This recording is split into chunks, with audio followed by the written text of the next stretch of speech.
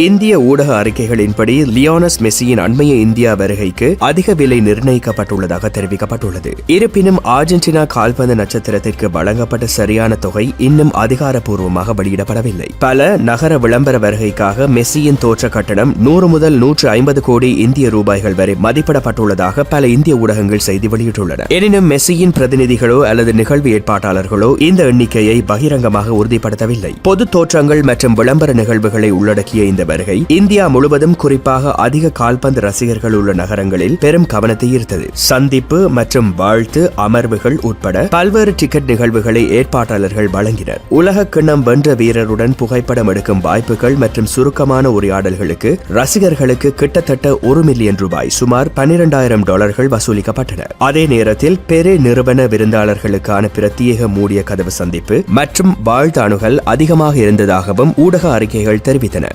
சுற்றுப்பயணத்தின் விரிவான நிதி விவரத்தை ஏற்பாட்டாளர்கள் இதுவரை வெளியிடவில்லை என்பது குறிப்பிடத்தக்கது.